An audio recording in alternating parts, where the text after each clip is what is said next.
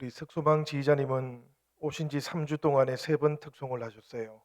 예, 어, 코로나가 조금 더 안정이 되어야 우리가 수요일에 성가대가 쓸 수 있을 텐데, 여러분들 우리 함께 기도하면서 우리가 또 우리 성가대를 통해서도 하나님 앞에 우리가 찬양 올릴 수 있도록 우리가 그렇게 준비를 해 나갑시다. 우리 이거 한번 해야죠. 오늘 또 수요일엔 그렇습니다, 여러분. 우리가 수요일에는 우리가 마태복음과 함께 예수님을 만나는 시간을 가지고 있습니다. 제가 인사할게요. 여러분들 서로에게는 눈빛으로만 인사를 오늘은 나눠주시면 좋겠습니다. 환영합니다. 반갑습니다. 환영합니다. 반갑습니다. 네, 잘 오셨습니다. 사랑하는 여러분, 오늘 우리가 읽었던 이 마태복음 14장 22절부터 이어지는 말씀을 보니까 예수님과 제자들은 처음에 어디에 계셨던 것입니까? 우리가 그 맥락을 한번 따라가 보니까 처음에 예수님과 제자들은 무리들과 함께 있었어요. 그리고 그 무리들은 오병이어의 기적을 체험했던 무리들이었습니다. 그들은 할 수만 있다면 예수님을 왕으로 세우고 싶어 했던 사람들이기도 했어요. 그래서 우리가 이 오병이어의 기적이 함께 실려 있는 요한복음의 말씀을 살펴보니까 요한복음에서는 이렇게 말씀을 하고 있습니다. 요한복음 6장 14절과 15절의 말씀인데 한번 제가 읽어보도록 하겠습니다. 그 사람들이 예수께서 행하신 이 표적을 보고 말하되 이는 참으로 세상에 오실 그 선지자라 하더라. 그러므로 예수께서 그들이 와서 자기를 억지로 붙들어 임금으로 삼으려는 줄 아시고 다시 혼자 산으로 떠나 가시니라. 이 말씀을 보면 예수님을 왕으로 삼을 그런 상황이 펼쳐지고 있던 순간이었다라는 것을 깨닫게 됩니다. 참으로 다행스러운 것은 예수님께서는 그런 상황 앞에서 아주 발빠르게 조치를 하셨다라는 것이지요. 제자들을 우선 재촉해서 그 현장에서 그 무리들로부터 멀리 내보내신 겁니다. 22절의 말씀은 우리가 함께 한번 읽어보도록 하지요. 다 같이 22절 말씀 읽도록 하겠습니다. 예수께서 즉시 제자들을 재촉하사 자기가 무리를 보내는 동안에 배를 타고 앞서 건너편으로 가게 하시고, 예수님 생각에는 예수님의 제자들에게 위기가 지금 생겼다 이렇게 보이셨던 겁니다. 사실 그 제자들이 머물러 있던 장소를 생각해 보면 위기라고 보기가 어렵지요, 여러분. 그곳은 오병이어의 기적이 일어났던 장소였고 5천 명이 먹고도 12강주리가 남았던 그런 장소였기 때문에 그렇습니다.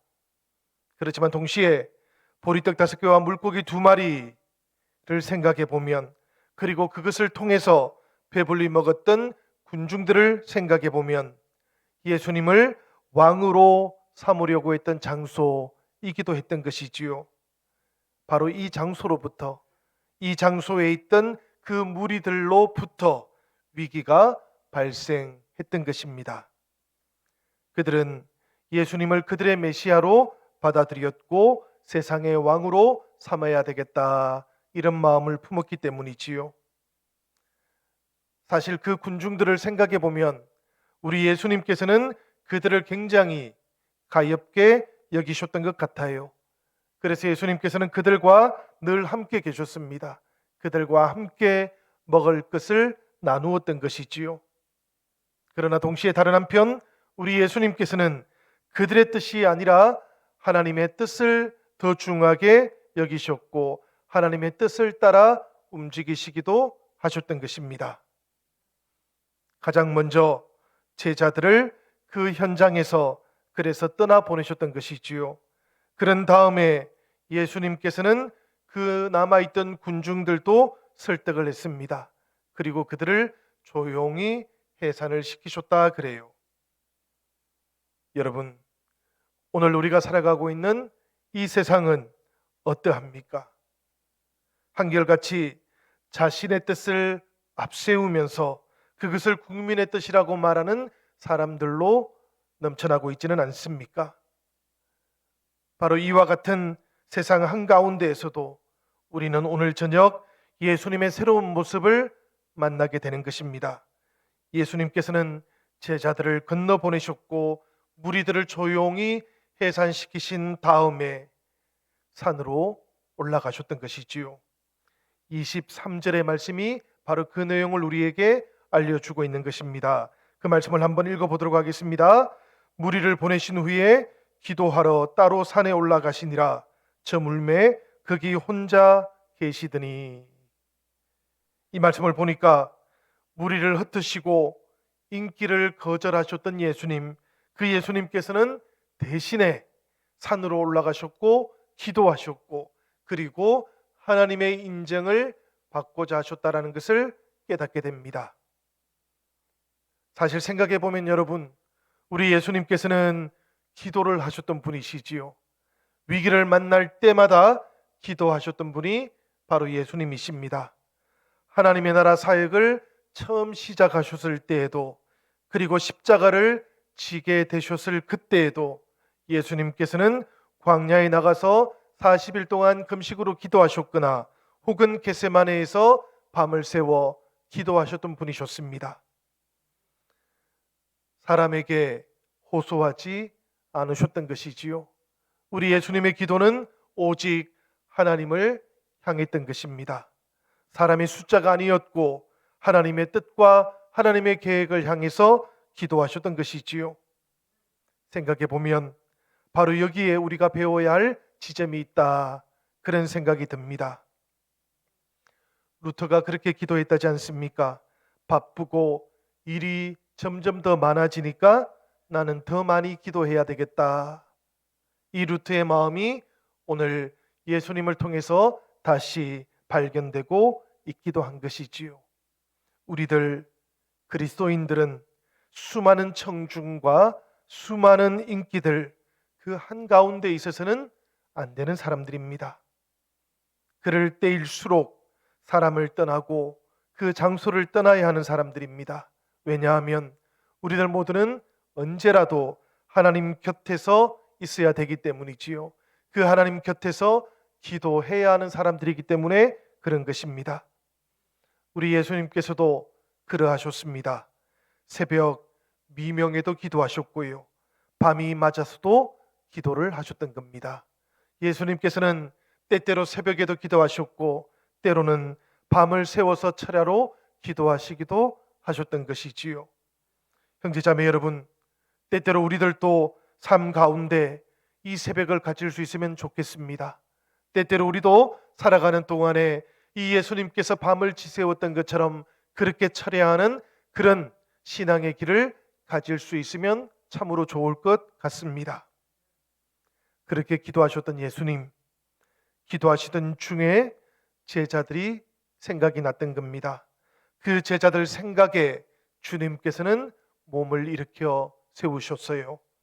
오늘 우리가 읽었던 본문 24절과 25절 말씀을 우리 다 함께 읽어보도록 하겠습니다. 24절과 25절의 말씀입니다. 다 같이 읽겠습니다. 배가 이미 육지에서 술이나 떠나서 바람이 거스름으로 물결로 말미암아 고난을 당하더라. 밤 사경에 예수께서 바다 위로 걸어서 제자들에게 오시니. 이 말씀을 보니까 제자들은 예수님 말씀처럼 오병이어의 현장을 떠났습니다. 게네사렛 땅으로 건너가고 있었던 것이지요. 육지에서 술이나 떨어진 지점에 도달했는데 그때부터 돌풍이 불어오기 시작했다 합니다. 파도가 불어왔고 강한 바람도 불어왔다 그럽니다. 사실 생각해 보면 그 12명의 제자들 가운데에는 어부들이 꽤 많이 있었지 않습니까? 충분히 그 배를 잘 운항할 수 있을 것 같았습니다마는 그러나 그들은 그 밤에 한 걸음도 앞으로 전진할 수가 없게 되었던 것이지요. 오늘 이 시대도 참 비슷합니다, 여러분. 이 시대를 살아가는 사람들, 우리가 생각해 보면 얼마나 많은 것을 배웠습니까? 발견했습니까? 그리고 발명했습니까? 그런데 정말로 중요한 일들 앞에서는 또 우리가 얼마나 무력한지 모르겠습니다. 생각해 보면 전쟁을 치르는 기계들을 참 많이 발명했지만, 그러나 평화를 가져오는 기계는 아무도 만들어내지를 못했던 것이지요. 사람을 달로 데려갈 줄은 압니다마는, 그러나 굶주린 사람들을 먹일 수 있게 하는 방법은 우리가 다 알지 못하는 겁니다. 깊은 바다 속에서 노래하는 그 고래의 소리는 우리가 들을 수 있지만, 그러나 지금도 옆 골목에서 울부짖고 있는 사람들의 그 울음소리는 우리가 멈추게 하지를 못하는 것이지요.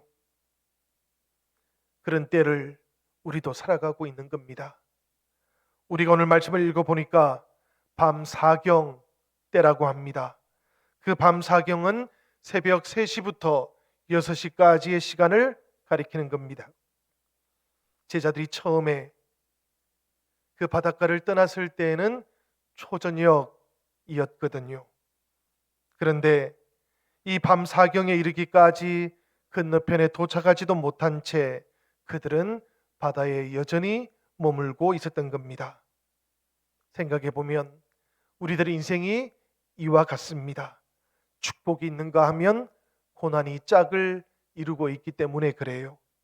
때때로 이런 것이 우리 인생의 단면이기 때문에 그렇습니다. 형제자매 여러분, 이럴 때에 우리는 생각을 깊이 해야만 합니다. 생각을 잘 간추리기도 해야만 합니다. 위기와 고난이 닥쳐올 때 주님이 계시지 않는 것처럼 느끼게 되기 때문입니다. 계신다고 할지라도 주무시는 것처럼 그렇게 느끼기 때문에 그러합니다.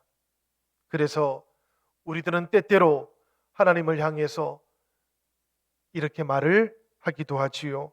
하나님, 왜 이런 위기와 고난을 허락하시는 것입니까? 왜 내가 이것을 지금 겪어야만 하는 것입니까? 제자들도 이런 마음을 가지고 있었던 겁니다. 그런 제자들을 향해서 주님께서 어떻게 행동하셨는지 말씀을 한 번 더 우리가 읽어보도록 하지요. 25절과 26절의 말씀입니다. 25절, 26절 말씀 우리 다 같이 읽도록 하겠습니다. 밤사경에 예수께서 바다 위로 걸어서 제자들에게 오시니 제자들이 그가 바다 위로 걸어오심을 보고 놀라 유령이라 하며 무서워하여 소리 지르거늘. 이 말씀에 보면 폭풍 속에서 제자들은 지금 절망하고 있습니다. 구원의 가능성이 전혀 없는 것처럼 그렇게 느끼고 있기도 합니다. 그런데 바로 그런 때에 주님께서 제자들을 향해서 걸어오고 계셨던 것이지요. 사실 우리가 말씀을 통해서 살펴보았던 것처럼 지난번에 풍랑이 한 번 더 있었습니다. 그때는 예수님께서 배 안에서 주무시고 계셨던 것이지요. 그러니까 그 주무시고 계시는 예수님을 제자들이 깨웠던 겁니다. 그런데 이번에는 그 주무시고 계시는 예수님도 함께 제자들과 있지를 않습니다. 어찌해 볼 도리가 없었던 것이지요. 밤 사경이었던 겁니다. 그 마지막 순간이 찾아왔는데요. 그런데 오늘 말씀을 보니까 놀랍게도 우리 주님께서 제자들을 찾아오셨던 것입니다. 주님께서 제자들에게 피할 길이 되어 주셨던 것이지요.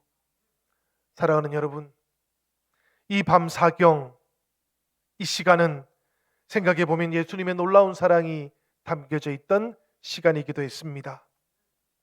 왜냐하면 이 시간에는 모두가 다 잠자는 시간이기 때문에 그래요. 이 시간에는 모두가 다 쉬고 있는 시간이기 때문에 그렇습니다. 그런데 예수님께서는 물 위를 걸어서 고난 가운데 있던 제자들을 찾아오셨던 겁니다. 사랑하셨기 때문이지요. 그래서 방법이 없고 시간이 없고 공간의 가능성이 없었지만 그 모든 것들을 초월해서 우리 주님께서는 제자들을 찾아와 주셨던 것입니다. 이 밤사경에 예수님께서는 가장 절망적인 시간에 하나님께서 사람들에게 나타나신다라는 것을 보여주기도 하셨습니다. 생각해 보면 제자들은 최선을 다했을 겁니다. 그리고 이제는 어찌해 볼 방법이 없구나, 그런 생각을 했었을 밤 사경이었는데요. 그 어찌해 볼 수 없던 그 상황 속에 주님께서 제자들의 길이 되어 주셨던 것입니다. 생각해 보면 사람의 마지막이 하나님의 시작이라는 것을 우리로 하여금 깨닫게 해주는 것이지요. 그러합니다, 여러분.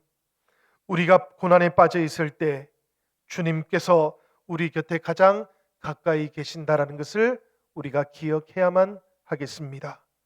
우리의 실패, 우리의 고난의 자리 그 한가운데 우리 주님께서 십자가를 지고 우리와 함께 계신다라는 것, 이것도 우리가 기억해야만 하겠습니다. 우리가 끝이라고 생각하는 바로 그때가 주님께서 움직이기 시작하시는 첫 시간이다라는 것, 이것을 우리들 모두가 기억하는 것이 꼭 필요하겠습니다. 그러니 여러분, 이 가까이 계시는 주님을 우리가 인생을 살아가는 동안에 꼭 발견할 수 있기를 기원합니다. 우리의 눈이 뜨여지기를 바랍니다. 우리의 마음도 열려지기를 바랍니다. 그래서 사랑하시기 때문에 주님께서 언제나 우리와 함께 계신다라는 것, 이것을 우리가 깨달아 알 수 있기를 기원합니다.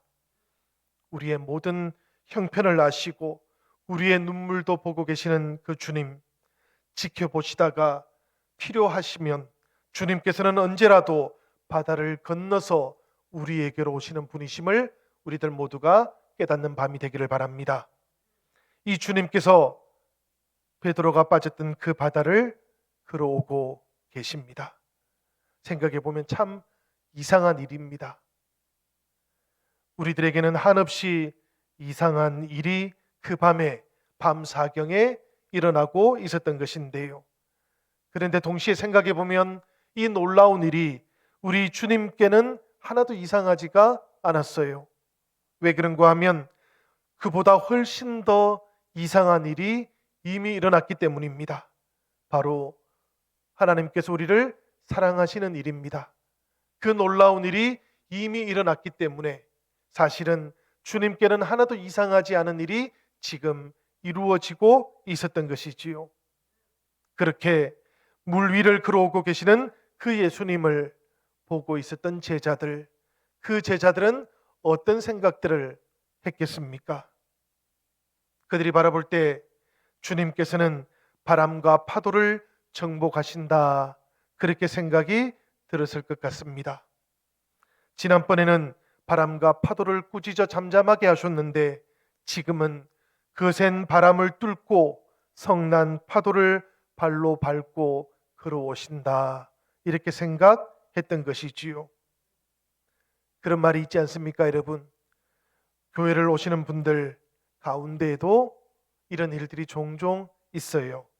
수고하고 무거운 짐을 계속해서 짊어지고 교회 오는 분들, 또 그런가 하면 교회에 와서 문제 보따리는 다 풀어놓았는데 집에 돌아갈 때 그 보따리 다시 다 싸서 짊어지고 가시는 분, 우리 그리스도인들은 어떻게 해야 되는 겁니까, 여러분? 이게 참 쉽지는 않지만 그러나 우리가 감당해야 하는 일이기도 한 것이지요. 우리가 꼭 기억해야 되는 것이 무엇인가 하면 문제를 피하지 말아야 한다라는 것이고요. 감당할 수 없는 염려와 감당할 수 없는 근심을 머리 위에서 발밑으로 내려오게 해야 한다라는 사실입니다.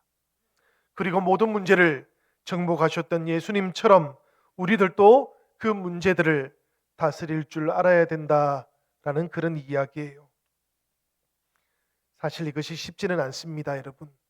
우리들 인생에 때때로 많은 문제들이 찾아오기 때문에 그렇습니다.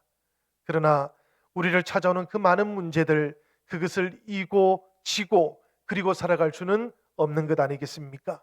예수님께서도 그렇게 사시지는 않으셨던 것이지요. 우리 주님 그 수많은 문제들 앞에서 당당하게 하나님의 뜻을 선포하셨고 하나님을 바라보면서 인생을 온전히 개척해 가셨던 분이라는 것을 오늘 이 밤에 우리가 기억할 수 있으면 참 좋겠습니다. 우리 그리스도인들의 삶이 마치 물 위를 걷는 것처럼 불가능한 삶을 살아가는 그런 인생이다라는 것도 우리가 기억하면 좋을 것 같아요.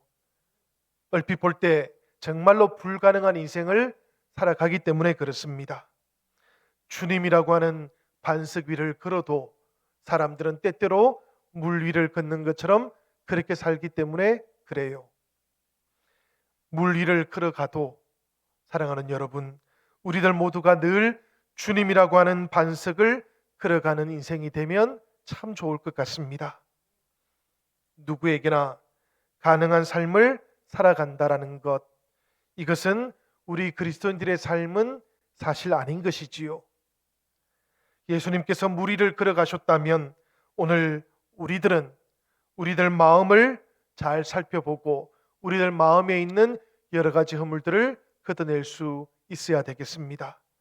용서할 수 없는 사람이 있다면 우리가 주님 앞에서 우리의 마음을 돌이키며 그 모든 것들을 용서할 수 있도록 변화시켜 가야 되겠다라는 이야기입니다.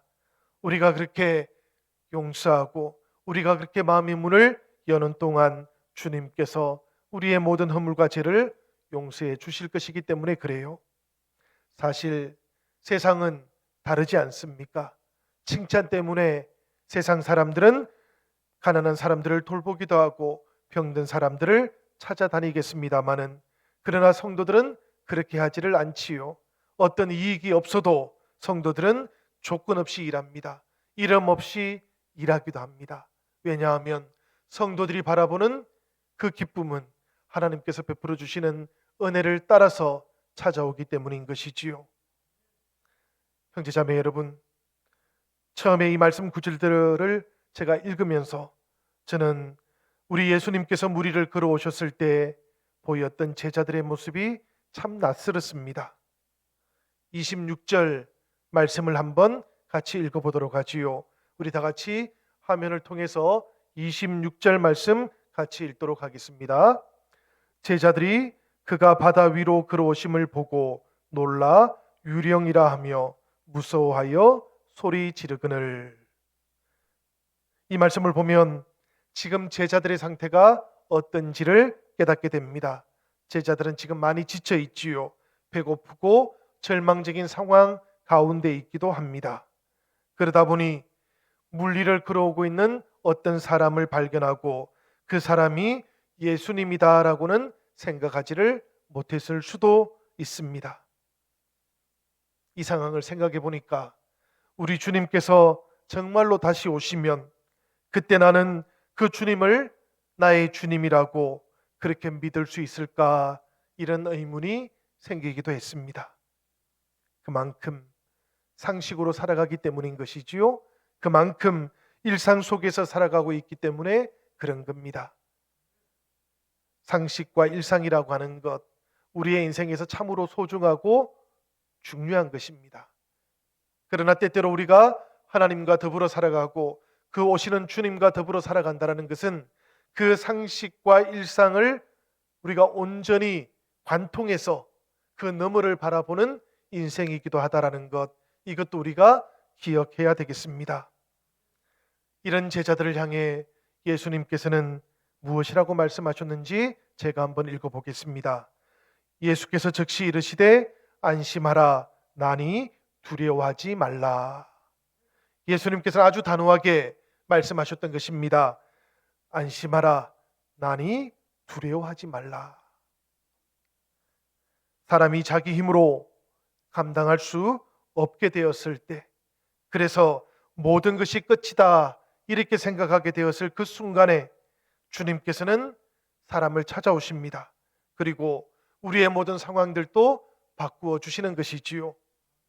하나님께서는 그렇게 우리의 인생에 찾아오시고 우리의 인생에 온전한 방패가 되시고 산성이 되시기 때문에 그런 것입니다.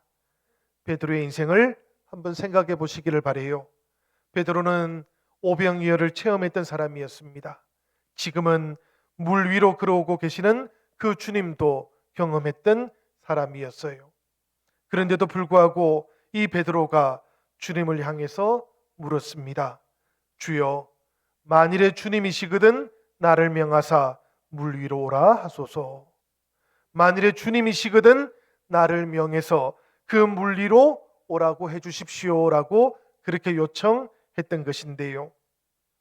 이 베드로의 물음을 우리가 생각해 보면 기적을 본다고 해서 반드시 믿는 것은 아니다라는 것을 우리가 깨닫게 됩니다. 사실은 기적을 보고 믿음이 생기는 것이 아니고 믿음이 있기 때문에 기적을 받아들일 수 있는 것이지요. 그렇지 않다면 일어나는 모든 기적들을 바라보면서도 그 기적의 이유들을 사람들은 찾기 때문입니다. 그런 베드로를 향해 주님께서는 대답을 어떻게 하셨습니까? 29절의 말씀인데요. 이렇게 되어 있습니다. 오라 하시니 베드로가 배에서 내려 물 위로 걸어서 예수께로 가되. 주님의 대답은 아주 짧았지만 그러나 아주 단호했습니다. 지금 즉시 오라, 그렇게 말씀하셨던 것이지요. 사실 우리 주님께서는 베드로가 온전한 믿음 그 안에 있지 않다라는 것을 알고 계셨습니다. 그러나 그럼에도 불구하고 우리 주님께서는 베드로에게 기회를 주셨고 축복을 해 주시려고 하셨던 것이지요. 사실 베드로 아직까지 큰 변화를 겪지 않았습니다. 성령 충만한 그런 믿음도 가지고 있지를 못했어요. 그런데 그럼에도 불구하고 예수님께서는 이 베드로를 사랑하셨던 겁니다. 이 베드로를 통해서 주님의 교회를 세우고자 하셨던 것이지요. 그래서 베드로에게 지금 즉시 오라, 그렇게 말씀해 주셨던 겁니다. 배를 버려두고 그물도 버리고 베드로는 그래서 예수님을 따랐던 것이지요. 그렇게 사랑했던 그 주님께서 지금 즉시 오라 말씀하시니까 이 베드로가 예수님 향해서 두 발을 다 물속으로 내디뎠던 겁니다. 여러분, 저는 이 베드로를 생각해 보고 또 우리들을 생각해 보았습니다. 우리가 이 베드로와 얼마나 참 많이 닮았는가 그런 생각도 해 보았어요. 우리들 믿음이 참 불안하지 않습니까?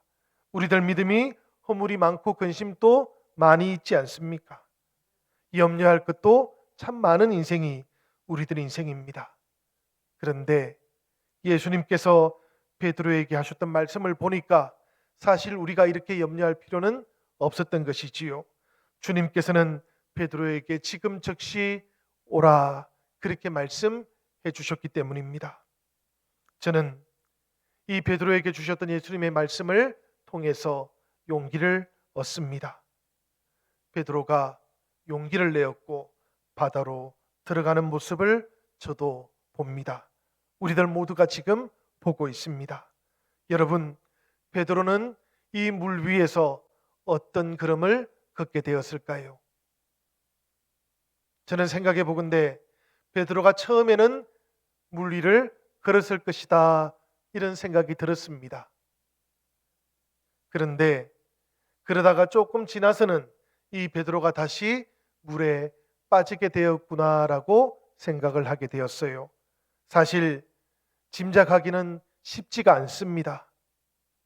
물 위를 얼마나 걸었을까? 얼마나 걷다가 베드로가 물에 빠지게 되었을까? 짐작하기도 의심하기도 쉽지가 않습니다. 그렇지만 이 두 가지가 동시에 있었을 것이다라는 짐작은 분명할 것 같습니다. 저는 이 지점이 참 중요한 것 같아요. 예수님께서 물 위를 걸으셨던 것, 이것은 놀랍지 않아도 베드로가 물 위를 걸었던 것, 이것은 놀라운 일이었기 때문에 그렇습니다. 불가능해 보이는 일이었기 때문에 그래요. 그러나 바로 이 지점에 신앙의 능력, 우리 믿음의 능력도 함께 나타나고 있는 것이지요. 사랑하는 여러분, 베드로가 걷다가 오래 가지 못한 채 물에 빠졌습니다. 예수님을 놓쳐버렸기 때문이지요. 광풍을 보았고 파도를 보았기 때문에 그런 것입니다. 오늘 우리가 읽었던 30절 말씀인데요. 이 30절 말씀은 이렇게 되어 있습니다. 우리 다 같이 한번 읽어보도록 하겠습니다. 바람을 보고 무서워 빠져가는지라 소리 질러 이르되 주여 나를 구원하소서 하니. 이 말씀을 보면 우리들 모두는 다시 베드로를 생각하게 되고 또 동시에 우리 예수님을 생각해 보게 되기도 합니다. 베드로가 물 위를 걸었던 것, 이것은 정상적이지가 않았어요. 물속에 빠지고 허우적거리는 것, 이것이 베드로의 모습이고 우리들 모두의 모습이기도 하기 때문입니다. 그런데 예수님은 다르신 분이시지요. 우리 예수님께서는 우리가 사랑할 수 없는 사람을 사랑할 수 있도록 만드시는 분이십니다. 우리가 용서할 수 없는 사람을 용서하게 하시는 분이시기도 합니다. 우리가 항상 조금 더 높은 위치에서 격을 맞추어 주어야 하는 그런 때에도 그런 것 전혀 상관없이 살아갈 수 있도록 만들어 주시는 분이 우리 주님이시기 때문에 그렇습니다. 그래서 우리들 입술의 찬양이, 우리들 입술의 기도가 끊어지지 않도록 하시는 분이신 것이지요. 우리 주 예수 그리스도 안에서 우리들 모두가 새로운 사람이 되었기 때문입니다.